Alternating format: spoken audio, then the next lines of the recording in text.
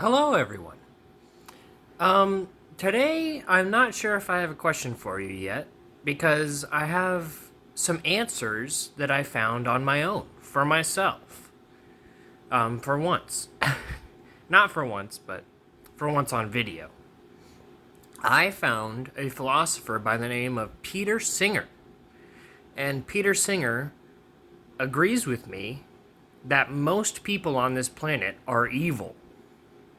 His paper that he wrote in the 1970s fully explains my own worldview. And I was surprised to find out that he and I have a lot in common.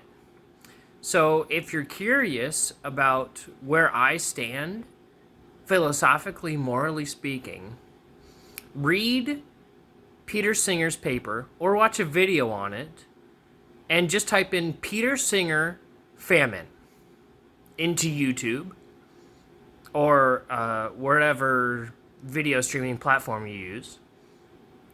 And he will fully explain to you that if you choose openly every day not to help make the world a better place, you are a part of the problem.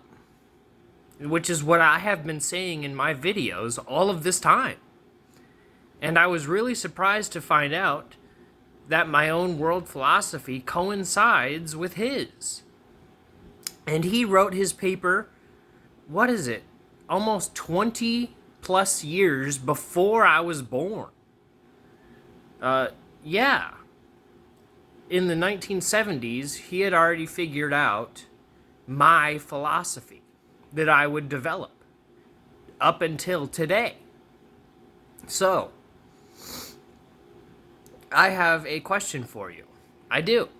So, one of Peter Singer's famous questions asks what you would do.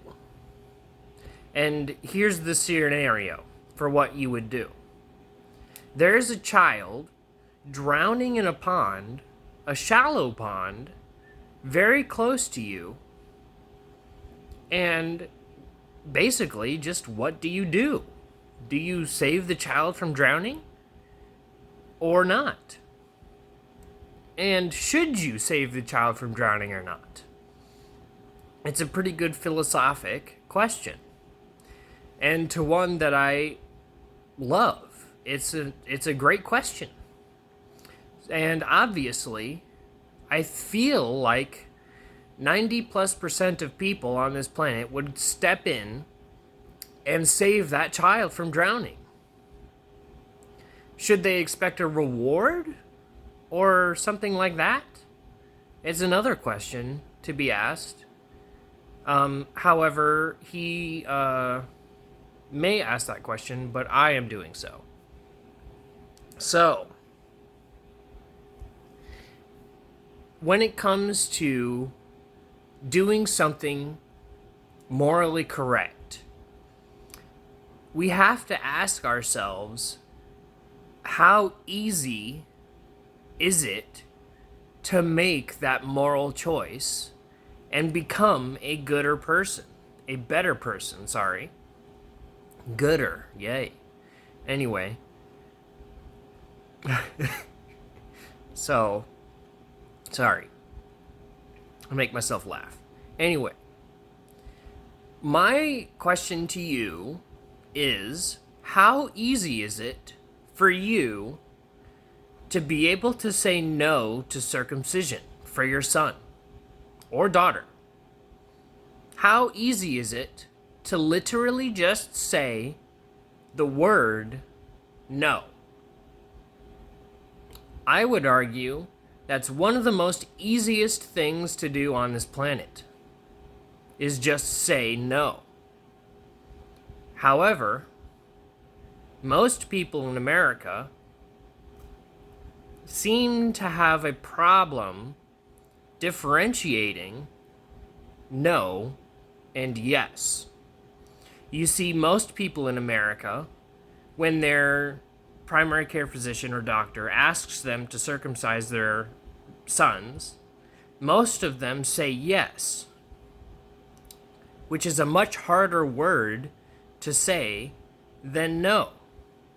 And so I can see where a lot of people would be confused because it's 3 letters versus 2 letters, right?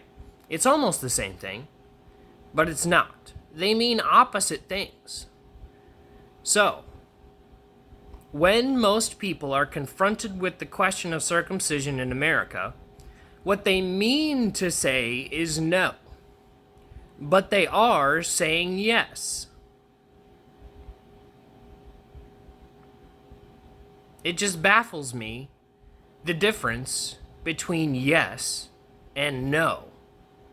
The power associated between simply saying yes or no. So, therefore, I can reasonably conclude that a large majority of parents in America are evil.